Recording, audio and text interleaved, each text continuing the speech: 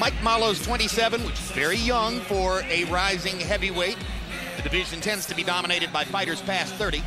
A 3-inch height advantage for Golota. Arm length advantage of 1.5 inches measured from the armpit to the end of the fist. Golota weighed in at 237. He's in shape. Mollo is a bouncy, vibrant, hard-hitting 222. Rules of the bout with our unofficial ringside scorer, Harold Letterman. The Andrew Golota Mike Mollo fight is scheduled for 12 rounds using the unified rules that you see on your screen. Jim, real quick, the 4 criteria that the judges will use to score each individual round: clean punching, effective aggressiveness, ring generalship, and defense, with a strong emphasis on clean, effective punching. Jim! Let's go up to Michael Buffer for the official introductions. And now, ladies and gentlemen, from Madison Square Garden, Don King Productions presents a special heavyweight title unification contest. Sponsored by Ciroc Vodka, Papa John's Pizza, Down South Boxing, and Coleman for the Cure, the fight to cure cancer. At ringside, the 3 judges assigned, scoring this bout, all from New York: Bob Gilson, Tom Schreck, and Robin Taylor. And inside the ring, your referee in charge of the action from New Jersey, former heavyweight contender Randy Newman. And now 12 rounds of boxing for the IBF North American and the WBA Federated Latin Heavyweight Championship. Fighting out of the blue corner, wearing black, official weight 222 pounds. Professional record 19 victories, including 12 knockouts, only 1 defeat. From the Windy City, Chicago, Illinois, the defending WBA Federated Latin Heavyweight Champion, Merciless Mike Mollo. And fighting out of the red corner, wearing white with black, official weight 237 pounds. His professional record, 40 victories, including 33 knockouts, 6 defeats with 1 bout even and 1 no contest. Originally from Warsaw, Poland, now fighting out of Chicago, Illinois, the defending IBF North American Heavyweight Champion, Andrew Golota.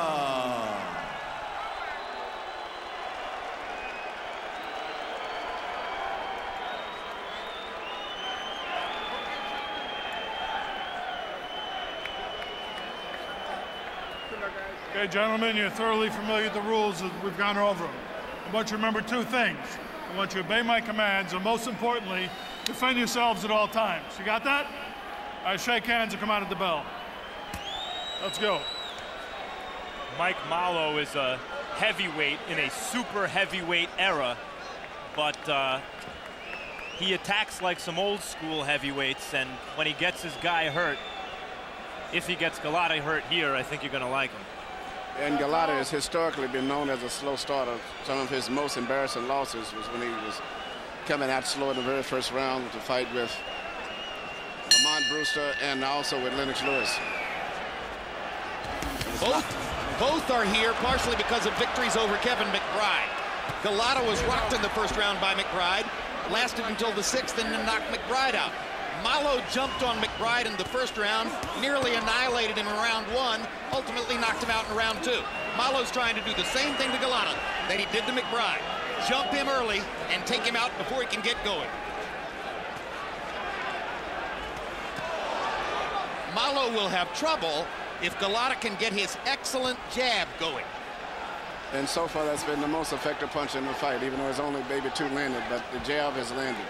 And at least Mollo is smart enough to realize that he wasn't landing any effective blows, so now he's gotten away and is taking his time. But Golota looks so slow still. See Mollo moving counterclockwise away from Golota's big right hand.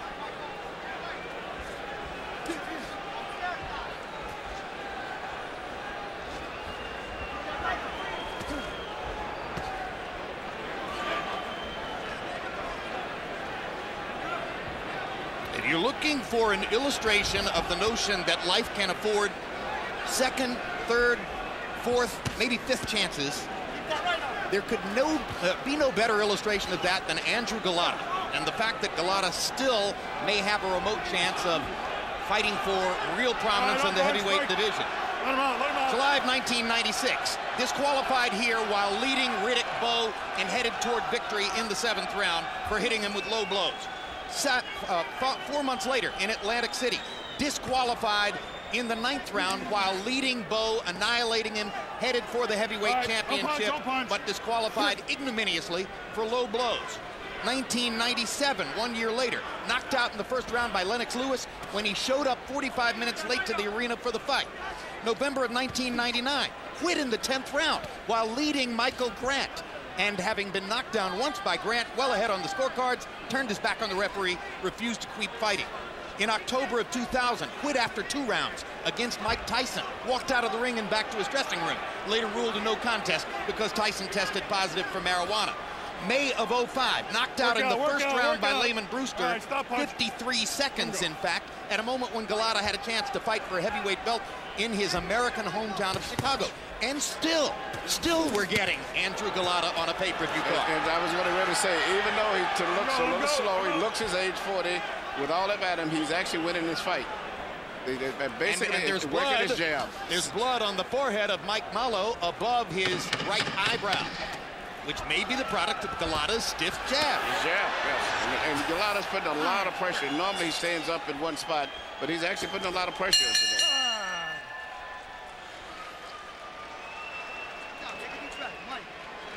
Listen to me. You're backing up. You can't back up, okay? Take a deep breath. Listen to me. The jab's working good, Michael. Got to come forward. The overhand right's there. Come up the middle. When you get inside, Michael, don't tie him. Shoot the uppercut. It's right there, okay? Breathe. Ready? Doing good. Relax and drink a little bit. How do you feel? Good. Hands down. Give me a deep breath now. Ready? Michael, drop your hands. Keep them up. Just stay relaxed. Don't get tight. You hear me? Huh? I want you to start using feints. See, he's real low. When you throw that right hand, you come off the middle. Okay? Okay.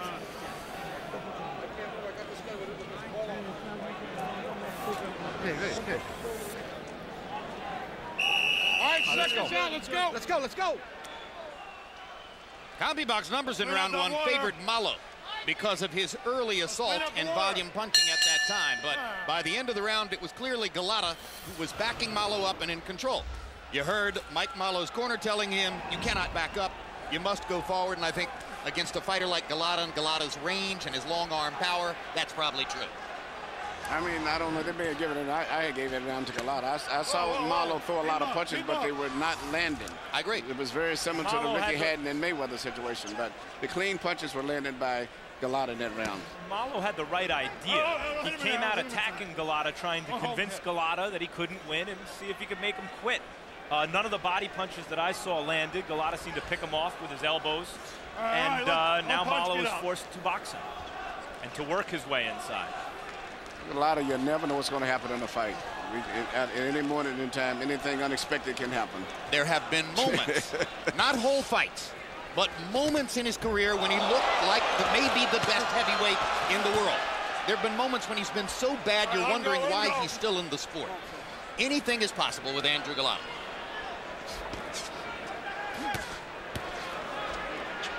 Hey, don't punch.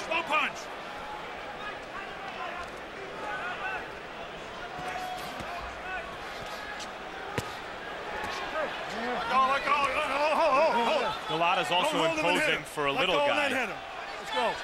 Against a little guy like Chris Bird, for instance, whom he fought to a draw. But Mollo is a puncher. All right, don't punch. Let him out.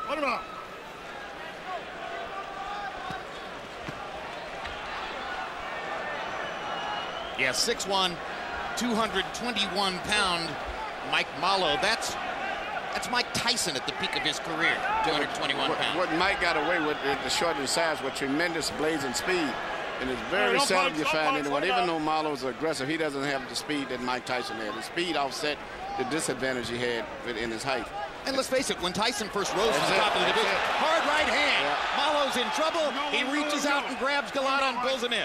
Golota's been finding a hole right through the center with that jab consistently. It's the most effective punch in the entire fight has been his jab. And then now he's putting the right hand right behind the jab. Watch, everything is between the gloves.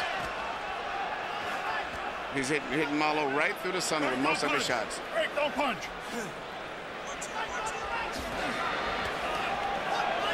Don't punch, don't punch, don't punch. Good work, good work. Let's go.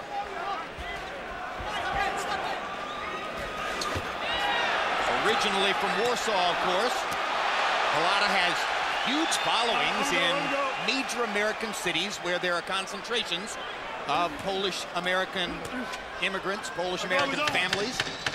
New York is one of those places. There are quite a lot of Andrew Golota fans in the Garden here tonight, and you can hear them as he bats Mike Mollo around in the second round.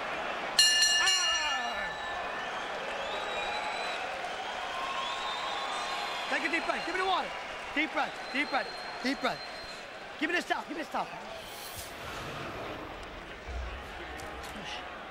Mike, listen, everyone be quiet, please. Michael, do me a big favor. Don't back up. When you back up, you catch you with the right hand. You gotta come forward, Michael. You're giving him too much respect. Listen to me. Double jab, overhand right, come with the hook. Michael, he throws the right hand. Roll to your left and throw the hook.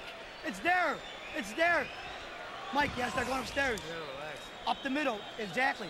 This round, I want you to start going to your right. You stand in front.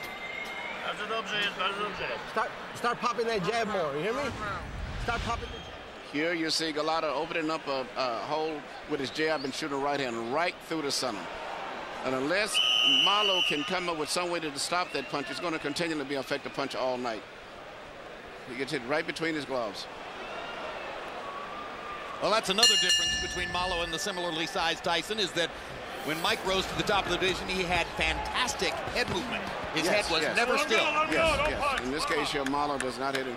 And in fact, plan B, I don't know if he can do it. He should be trying to box, but I don't think he can box.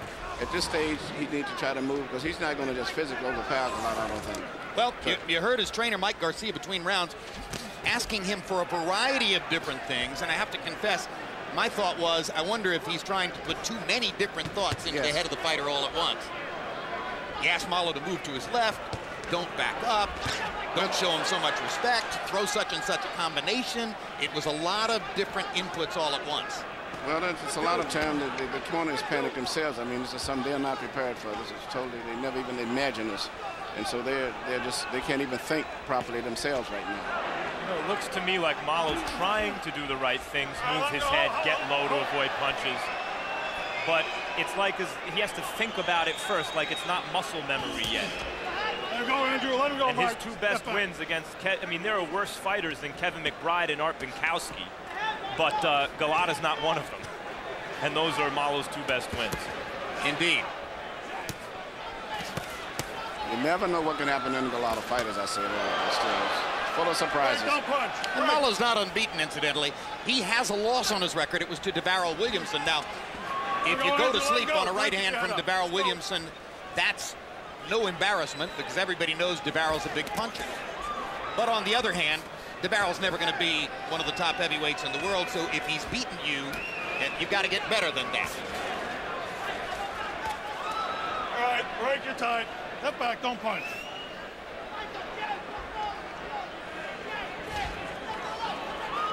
We've also seen from Golota when he had Bo in serious trouble, and just from Bo's heart, just Bo's refusal to lose, he won the fight. Golota essentially disqualified himself because Bo refused to be broken by him.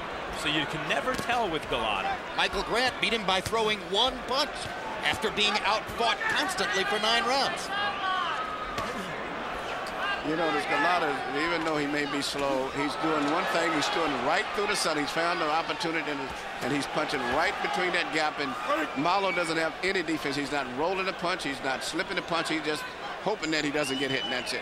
And he's getting right between the sun of the gloves. Hey, don't punch. Don't punch. Don't punch. All right, stop pushing. Stop pushing. And Golota is so strong that even though he doesn't seem to generate any real hand speed with his right hand, you can tell that it hurts people. He's a big man. 240 pounds. Big legs, puncher's legs, and incidentally, looks to be in pretty good shape. As you know, you've seen a lot of heavyweights in worse shape than this. Mollo got in a left hand well after the bell. And Golota looks around as if to say, why is it always me?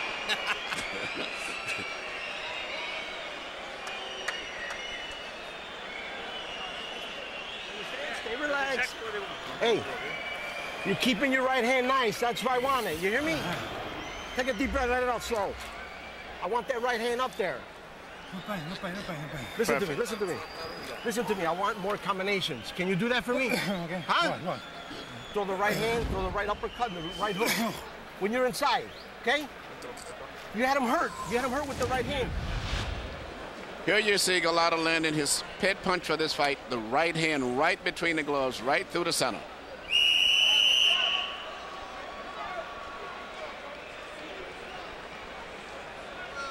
And here you see a little accidental fracas after the bell. I don't think it was intentional. 3 rounds in the books. We get to the 4th round of this heavyweight confrontation between Mike Mollo in the black trunks, Andrew Golota in the white. Harold, how do you have it? Okay, Jim. 2 rounds to 1. 29-28. Andrew Golota. Jim, I gotta tell you, Andrew Golota, you know, I thought he lost the first round because Mollo outworked him so badly early in the first round. But rounds 2 and 3, Golota with that left jab and that straight right hand. Andrew Golota, I tell you why he belongs on a pay-per-view show, because he sells tickets, that's why. But anyway, Andrew Golota doing a real nice job, landing the cleaner, harder shots. He's got to stop sticking his tongue out. If he keeps doing that, I swear to God, he's liable to bite it. 2-1, Golota.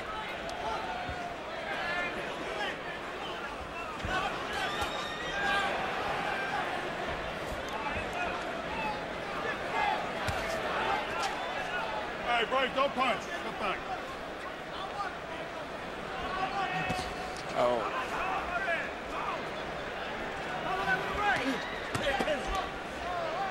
Let him go. Mollo is starting to show fatigue, and I think Golota is studying his face and seeing it and looking in his eyes, and he's going to start stepping it up a little bit more because he sees he's getting tired. You mean you think Golota's going to step it up? Golota's going to step it up. Golota can see. You see there, he tried to anticipate him bending down and threw a right uppercut at where he thought his head was going to be. Hard right hand by Mollo. His best punch of the fight. Body shot. 2 in a row. See if Mollo can get in something else upstairs by focusing on the body and bringing Golota's hands down. Now Andrew hits him with the right hand, and they clinch. If you have heart, you can beat Golota. And in that way, he's an interesting litmus test. Hard right hand by Mollo. Fight has changed significantly in the last 20 seconds. Now Golota comes in and busts Mike with a right hand. And Mollo smiles at me under Golota's arm, as if to say, okay, things are going better now.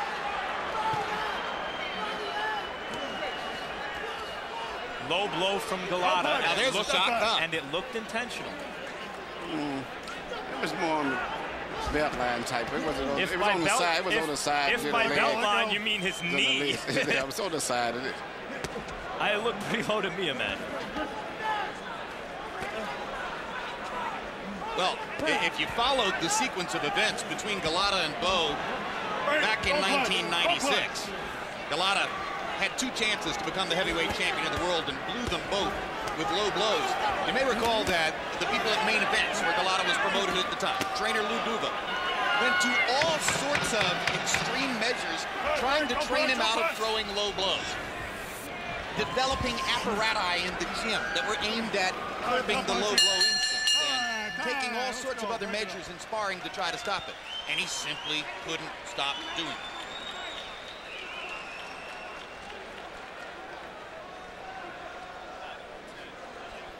Here we see Mollo landing. When that happens, you gotta grab this guy. You understand? Don't try to grab him when you're hurt.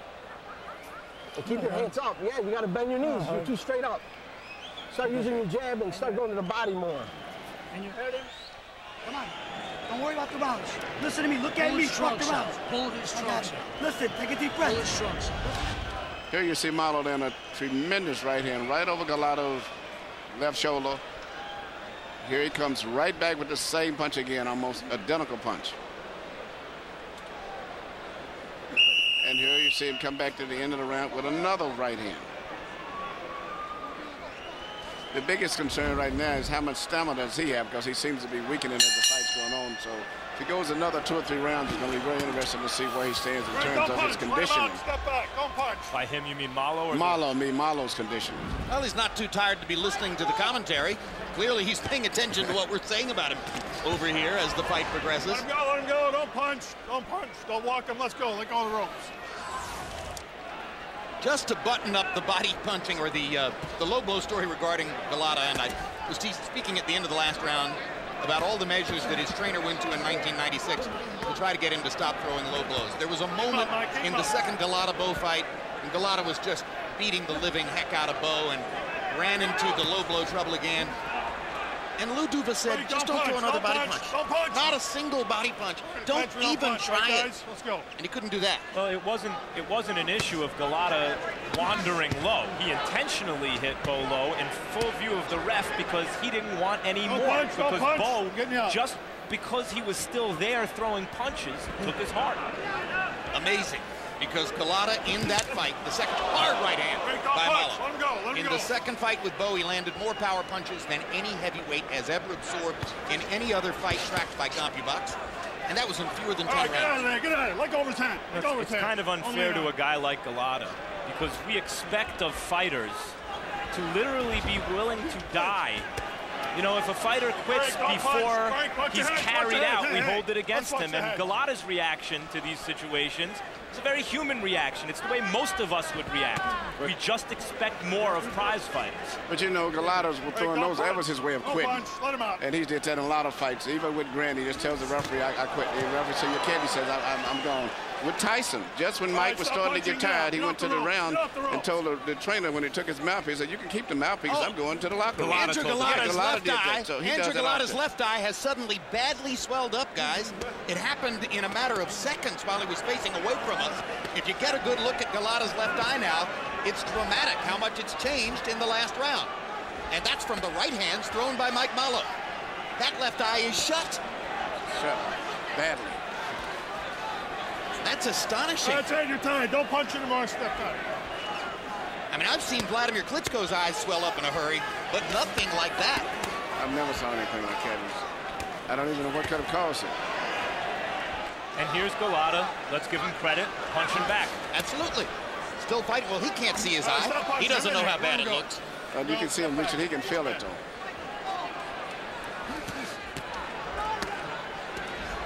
You know, if I'm training Mike Mollo, I only say one thing to him. All right, you're tired. Stay in the Let fight. go. Stay on your feet. Keep throwing right hands. Keep throwing that right hand. And you know, it's interesting. Mollo probably could do something with a jab if he could use it. Now let's see what Sam Colonna and company can do about Golota's eye over in that corner. Cut man is Jim Strickland, a veteran and one of the better guys in the business, but I don't see Jim Strickland over there. No, it's right. I think.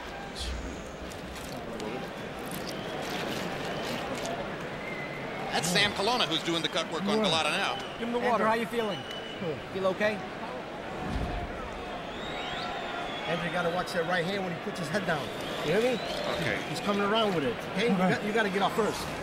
Try. Start using that jab and walk around. Walk around him. Don't stay right in front of him. Here you see the right hand. Well, I don't know if this is the one that really caused the damage, but it seems like that's the one that should have did it because nothing was wrong with the eye before that punch landed. Clearly, that was the shot. CompuBox averages through 5 rounds. Golota 18 out of 57, Mollo 18 out of 47. So they're both landing the same average number of punches per round. All right, hold. Break. Don't hit him.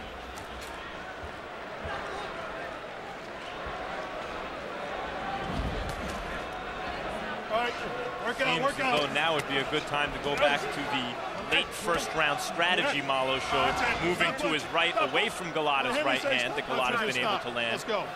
And into Golota's blind spot, the left eye. Don't push it. What he needs to do is keep throwing those right hands. It's been effective. That's the only punch he's landed effectively. Just keep throwing them. Right, don't punch. That's a jab right there.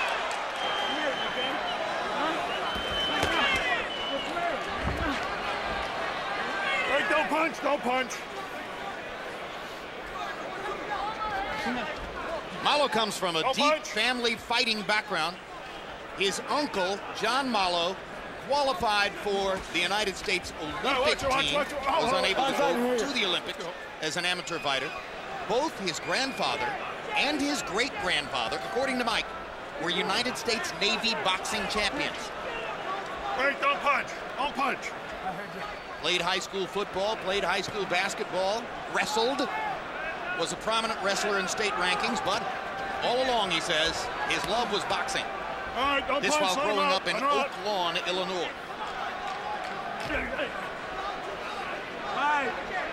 The fact that both of these guys really live in Chicago, even though they say he's from, you know, Poland for Golota. I was interested to see if they had ever boxed with each other in the gyms in Chicago, but they say, no, that had never happened.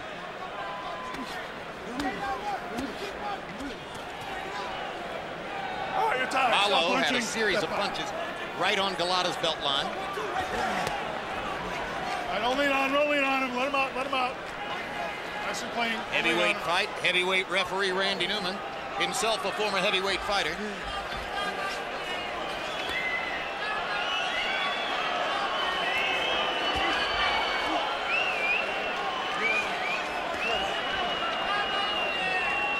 All right, let him go, stop pushing.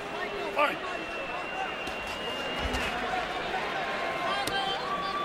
Wait, don't punch, you're tied up.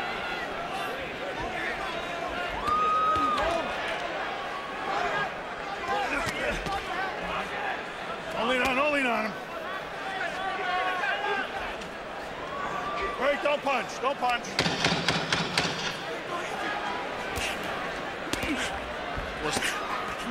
Those body shots are affecting Mollo.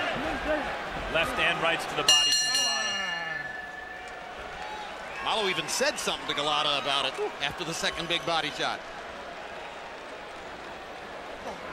February 23 will be a special night of boxing on HBO. On the East Coast, it's the premiere of the film Joe Louis, America's Hero Betrayed, followed by Klitschko versus Ibragimov live from Madison Square Garden. On the West Coast, it's the live fight, followed by the Joe Louis film. Bring your feet out. Bring your feet Mike, out. Man. And when he's leaning there, throw the right uppercut. Now, you hearing me? Come on, don't, hey. Let's go, get your shit in there. You hear me? But you want to win. I want you to throw that right hand, you hear me? But watch what he ducks. He's going to throw that overhand right. Don't let him do it. All right, let's go. There's so many mysterious elements of Andrew Golota's character. Through his whole career, I've watched so many conversations between Golota and trainers in the corner. You never even tell if he's actually listening. He never acknowledges to the trainer that he hears what he says.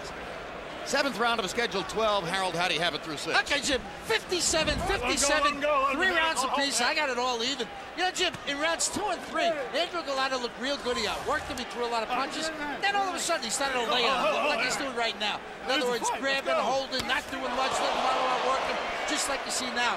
But in round 6, Mike Mollo looked like he was out of gas. He was huffing and puffing, and Golota hit him with some real good shots. But he's out. 3 rounds apiece. Don't punch. Yeah, but right now, Mollo seems to be starting to outwork Golota. They're just barely missing Golota with their right hands.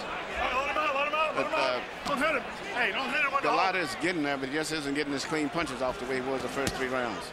Don't punch, Jen. Don't punch. The subtext, of course, as you watch a young prospect like Mike Mollo is, who is the next great American heavyweight? Where does he come from?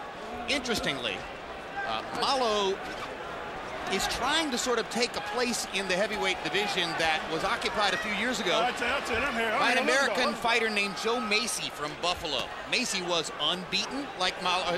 Mollo is almost unbeaten.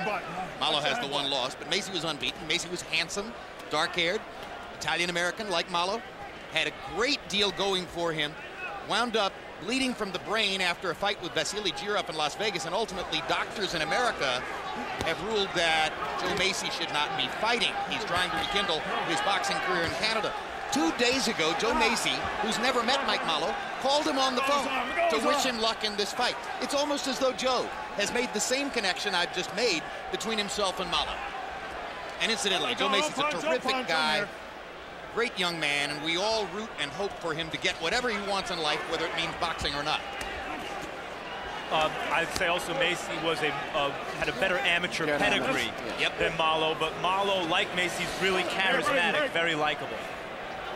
Yeah, Macy was clearly the better, purer boxer of the two. Mollo's still learning. And showing a lot of heart here against a big guy who's hurt him to the head and body over the first 7 rounds of this fight. And yet it's Mollo who continues to make the fight.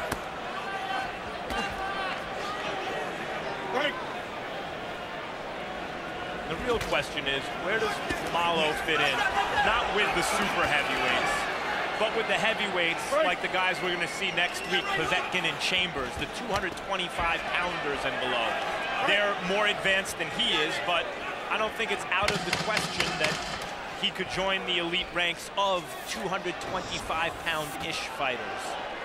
And, of course, the mention of Eddie Chambers takes us right back to that subtext of who's the next good American, who's the next American who really means something in the heavyweight division. Moments ago, in Tito Trinidad's locker room, Arthur Mercanti Jr.'s official instructions to Trinidad. Good evening, gentlemen. Do the chief second. Tito, we've been here before. Make it short and sweet. I expect a nice, clean fight, okay? Let's give these people what they came to see, a great fight. God bless. Good luck to you all. Good luck. Good luck, gentlemen. Get a look at the hand wrapping, Emmanuel. What do you think of this so far? He's wrapping it very, very good. And no. Do you think that's an excess of gauze? To me, it would appear to, yes. So in other words, if you were observing from Roy Jones's dressing room, you would turn to the commission at this point and say, I think he's using too much. You know, I like to see fighters' hands wrapped any kind of way they can wrap it. I don't care. To me, if it was up to me, you could have 3 rolls of it. I wouldn't just protect the fighter's hand. And the more they put on is actually just extra weight. I have never had no problems with fighters, as long as they don't have anything like a cast steel plaster of Paris. Plaster of Paris. That's the worst thing. And other than that, if you need 5 rolls to protect your fighter's hand, go ahead. And I was in the dressing room when Winky Wright and Jermaine Taylor was fighting, and I was in Winky's dressing room.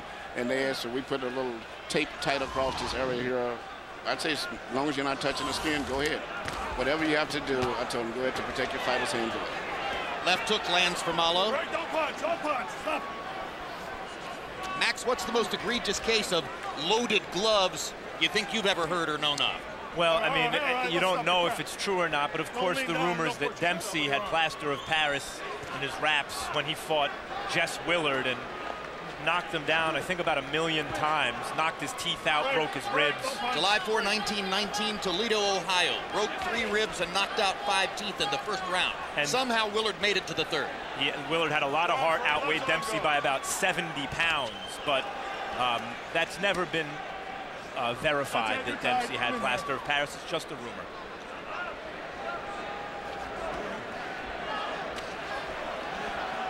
Let him go.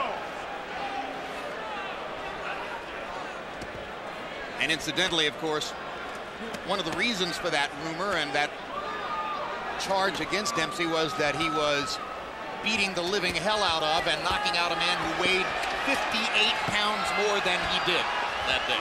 One of that clip of Dempsey attacking Willard was how I fell in love with boxing as a little boy, Jim. Believe I saw it on HBO. Savage a beating as anyone has ever taken. I think Golota caught him with a body punch maybe about 45 seconds earlier and hurt Mollo, and he hasn't still recuperated from that body punch yet, meaning Mollo hasn't recuperated. But he's working harder than Golota. He's throwing more punches. No one's landing too many really clean, effective blows for the most part. But right now, Mollo just keeps bending down, and that, in the course of a fight, that starts tiring you because there's bigger guys leaning over top of you every time you go into a clinch, and it starts draining your strength. Yeah, it's been the story of the last 2 or 3 rounds is the constant leaning against each other, and there's no way Mollo can win that battle. Yeah. Seems to me Golota should be concentrating on Mollo's body. It's there for him, and when Golota's attacked it, he's been successful. Both guys probably looking for a second win, but Golota, through all the experience he's had, can fight quite a few rounds just on natural experience, with automatic power, because all of the fights he's had. Whereas a young, inexperienced fighter, once he gets tired, he can't do that. This is has been a pretty good round for Andrew Golota, and Mike Mollo's going to have to find a second wind somewhere to carry him down the stretch of the fight. And Mollo looks exhausted as he walks to his corner at the end of that one. Meanwhile, let's go back to the dressing room. Arthur McCanty Jr.'s instructions to Roy Jones Jr. Good evening, champ. I'm your referee tonight. I'm gonna make it short and sweet.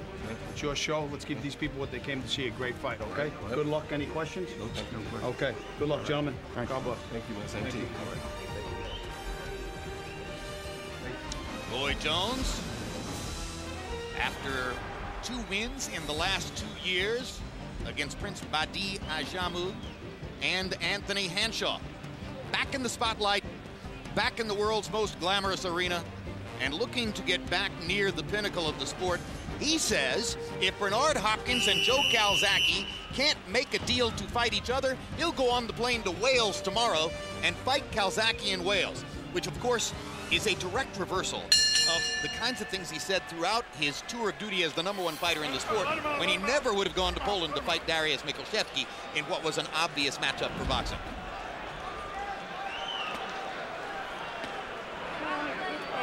I think part of Roy Jones' reluctance to travel overseas had to do with his experience in Seoul in the Olympics. And Roy felt that so long as he was the champ, whether recognized by everyone or not, he wasn't going to travel abroad to Germany in the case of Michalczewski, actually, where he was fighting out at the time, and risk being ripped off again. Agreed. Good. But in the meantime up here, Mollo is really showing his fatigue right here. And Golota is taking advantage of him. And every time, as I said, they get in close, Mollo has a tendency to keep bending down, and it's taking his effect right now. And Golota's left eye completely shot is the most grotesque thing we've seen in the ring since Vitaly Klitschko against Lennox Lewis a few years ago, and somehow he's still going. Although surely he cannot see out of that left eye. In the face of a determined opponent who's still there. Give Golota some credit. So could it be that at age 40, Golota has grown a heart? You know, the old custom motto is if you're born round, you don't die square. And, you know, maybe, look, it doesn't apply to everybody. There have been examples in boxing of guys who have been round and had a square night. Hey, Vitaly Klitschko was criticized for lacking heart early in his career, and by the time he hung it up the first time, was lauded for the heart he showed against Lennox Lewis. Indeed. Well, I think that was partially a product of what you talked about before. That in American culture, for sure, we expect the fighter to go out on a shield, to fight in effect to the death. Vitaly Klitschko reflected the different, more clinical Eastern European ethic when he retired against Chris Bird with an injured shoulder rather than to risk continuing to aggravate the injury as the fight went on. It was just one night. He thought it was one fight. It was silly him. He thought it was an athletic competition. Vitaly Klitschko needed to acclimate himself to the culture of this country and what we expect. And his feelings were hurt. And they were hurt enough that when he got into the same situation against Lennox, he simply wasn't going to back down. And Mollo's hurt right here and tired. He's tired. Even Golota has no really punching power to him, but it's just exhaustion. But Golota caught Mollo with a couple clean right hands. Beautiful right hand, yeah. And I think Golota is the reason Mollo's still up. That's Mike right. is using him for support. Yeah. Otherwise, he'd have been on the canvas. And if Golota could just take a half a step back and go forward and then jump back, it's exhaustion. Huge left hook by Golota. Pretty good left hook by Mollo. And Mollo's still throwing punches out on his feet. Crowd loves it. And Mollo doesn't know where his corner is. Almost went to Golota's corner. Hey, how do you feel? Tell me right now. Good. Okay, why are you staying up with him? You got to roll to your left. Michael. Mike. Oh, I'm good. Michael, I'm going to stop this fight if you don't show me something, Michael. Why? Michael, look. 3 rounds. No, look at me. Roll to your fucking left away from the right hand. Come with the hook if you're not going to move. You're not throwing your overhand right. You're not throwing your hook. You're staying right in front of the fucking right hand. Look at me. When you're inside, I can see the fucking right hand back with the hook. Use the jab. The jab is starting everything. Let's go. Here you see at the end of the round, Golota lands a tremendous left hand. Left hook coming right through the center between the gloves.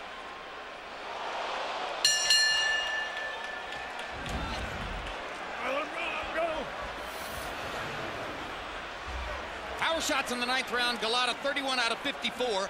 Mollo 13 out of 39. Some of them were just wild swings by Mollo, keeping his arms going, even though he doesn't have any balance or feel for what he's doing at that moment. Harold Letterman, how do you have it through 9? Okay, Jim. 87, 84, 6 rounds to 3. Andrew Golota. Jim, since Mike Mollo got exhausted in round 6, Andrew Golota's taken over this fight. Even with one eye, outworks him, outpunches him in every round, landing the cleaner, harder shots. Mollo just about out in the 9th round. 6 to 3, Golota. I'm in here.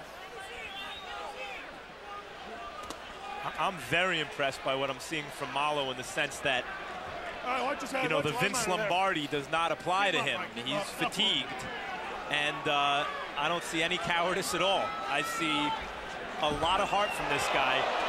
And he lands a left hook.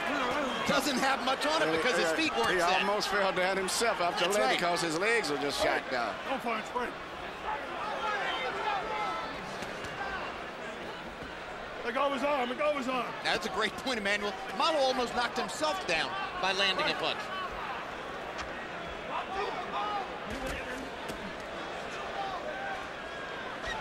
All right. Stop this shit. One more, you're gonna get a point. Stop the shit.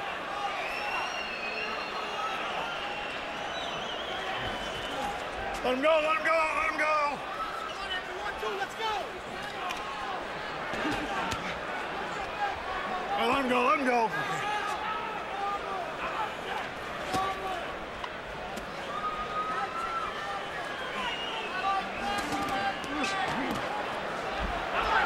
You know, ostensibly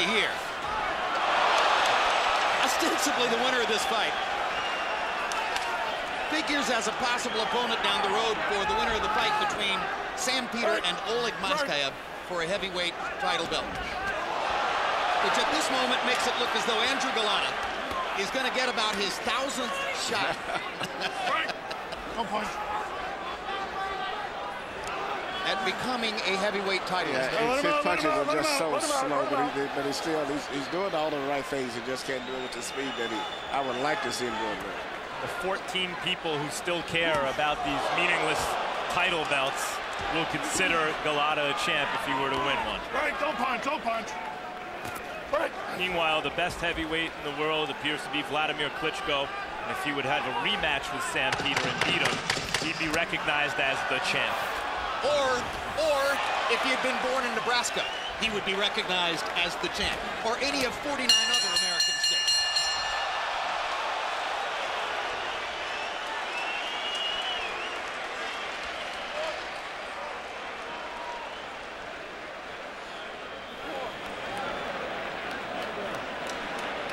Andrew, we need these next 2 rounds, you hear me? We need these rounds. Very close fight. We can't let him have it. You got to start with that jab and get your hands up. Keep your hands up. Yeah. 11 to 12. Let's go. Andrew, I need to see your eye. Come on up. Okay. How many down? How many down? Come on. He was almost down. Andrew, you had him every round, but you let him come back. Don't get stupid. Keep your hands up. You hear me? Pop the jab more. You hear me? Let's go. How bad you want this? Let's go, gentlemen. Hey, you got to want this more than him. You understand? Come on. CompuBox numbers average per round through 10. Now Golota is pulling ahead, 20 out of 55 and 17 out of 46. CompuBox numbers won't mean much these last 2 rounds. This should be about heart, will, courage, desire, and whether anybody has any legs left. Well, Golota's legs, he's just slow, but his legs are there. But it's interesting, after most of all of his career, he's been the villain, and seeing his face like it is tonight and under these conditions, you know, I can't help but sympathize that he's become my hero tonight. I'm here. You look at all of the things that he's been through still, and he's still here fighting a fighter with his reflexes, meaning Golota's is gone, but he's still fighting a very smart fight. You are as warm and loving as a puppy dog, Emmanuel. Right, don't punch, get up.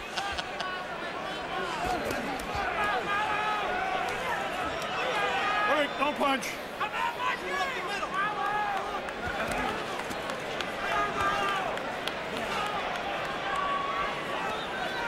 Yes.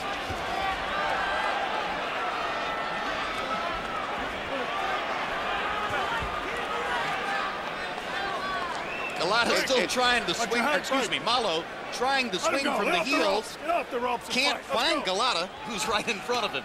But Mollo has great recuperative powers when he goes to the, he makes it barely to the end of the round, but after that he comes back and he starts off again, doing very well. If he would move to his right more and keep throwing right hands on the side, I think he would be very effective. And that's what the trainer said. And could win these next 2 rounds, which possibly could win the fight. I don't know what the official score is. It's going to be next 1 round after this one. Break, don't punch. Don't punch. Get off the ropes. I don't know when I've seen a heavyweight as exhausted within the context of a fight as Mike Mollo. For so many rounds now. He's been totally exhausted for about 5 straight rounds. But he comes back the next round after barely making it through, and he's right back at it again. But Golota's because Golota still is so slow. Even though Mollo's tired, Golota really can't get off the punches the way he should. This is the first time in Mike Mollo's career that he's ever been beyond the 8th round. This his 21st professional fight. Let's go. Let him out. But he was alert enough to know exactly how many rounds were left when he told his trainer after the 9th, hey, I got 3 rounds left. Shown a lot of heart, not enough skill. Let him go.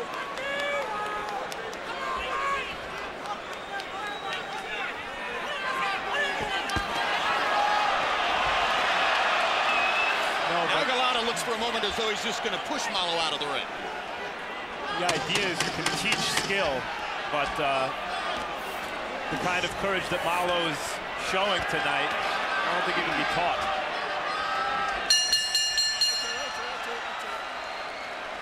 Typical ending of a round. Give me a bucket. Hands up. Put your head down. Head down. Michael, we need this round big time. You want to win this fight? Show me it. Michael, you're not going upstairs with the big shots. The hook, the right hand, it's there for you. Faster than usual. Because you're finishing big, but you're starting slow. It's got to be the opposite. You hear me? Last round, we need this round. You hear me? Start working that jab 1-2. And when you got him hurts, don't get stupid, but get smart. And don't wait. You gotta throw everything. Big round. You caught it body twice, come upstairs, okay? Come on now, Mike. Seconds out, go! Seconds out! Get the right hand up there. Let's go, you can do it. Sam Golota, training Golota tonight, was in Mollo's corner when Mollo knocked out McBride to set this shot up last year. Sam Golota's a guy who's never had much of a reputation, not that well known outside of Chicago. We've seen him many times at HBO, and he's usually on the winning side of the legend. Knows how to train fighters. But he's a legend in Chicago now.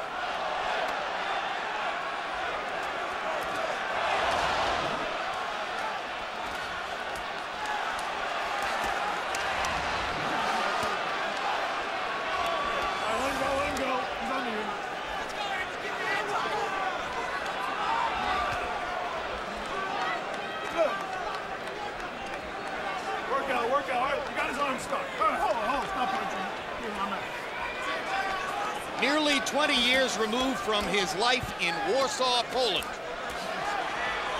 And in his 48th professional fight, Andrew Golota, amazingly, keeps alive the chance to someday fight for the heavyweight championship again, or a heavyweight championship, or a heavyweight title again.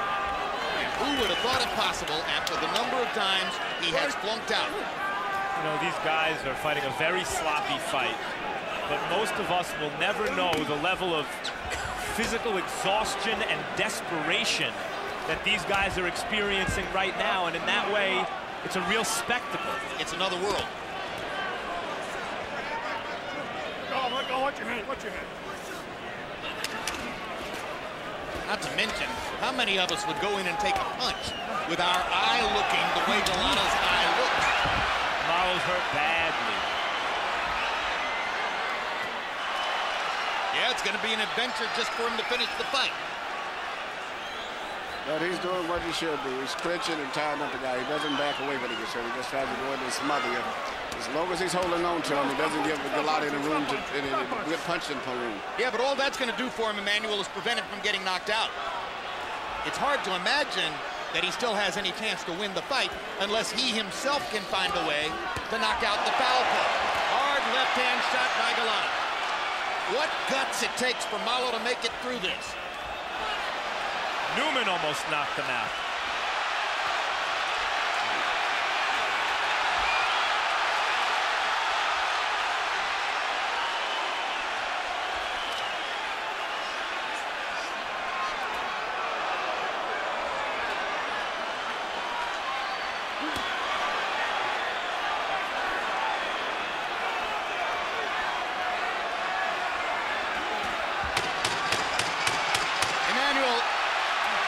Was there any reason to stop this fight? No. Randy Newman did the right thing by letting Mollo He did a good job in this fight here. Sloppy, but you still couldn't stop it.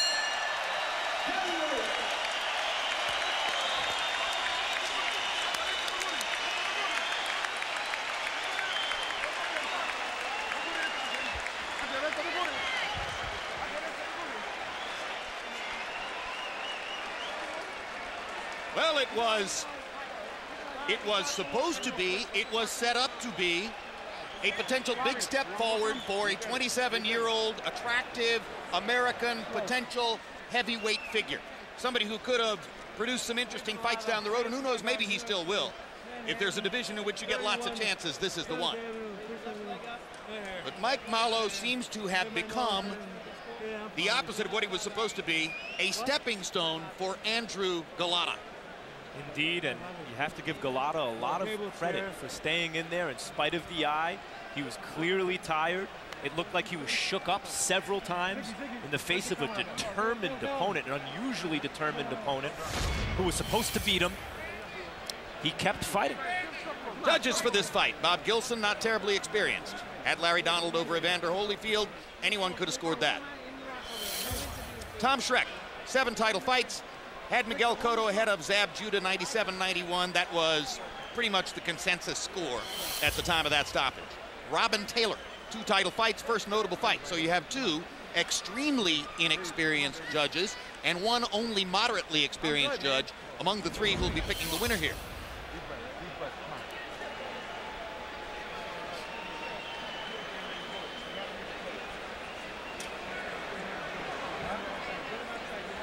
And we remind you that in a somewhat similar scenario in December on the undercard of Miguel Cotto versus Shane Mosley, we saw one of the most heatedly criticized and excoriated decisions of recent years in a fight in which Armando Santa Cruz of California seemed easily to beat Joel Casamayor, and Casamayor got the victory over him by split decision.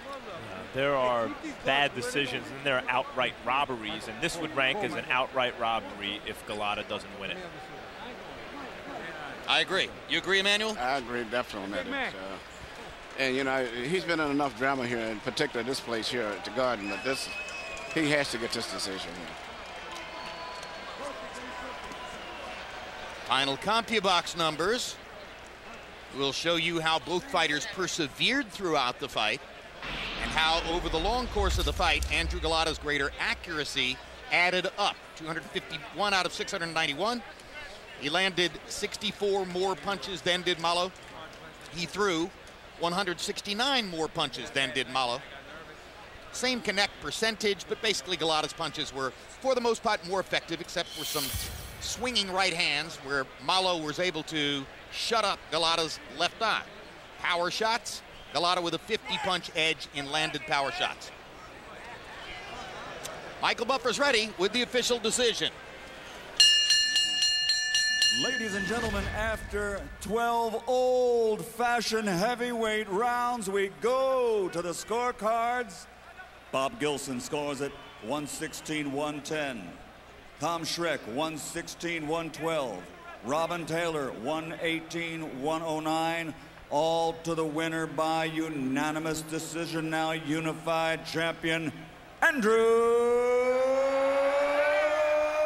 Golota.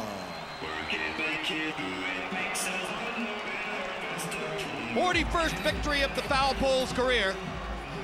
And as we said, by one governing body's lights, it sets him up as a potential opponent for the champion in that particular governing body's eyes down the road in 2008.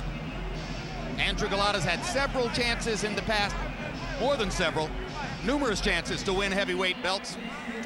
Maybe he'll get yet another one at age 40.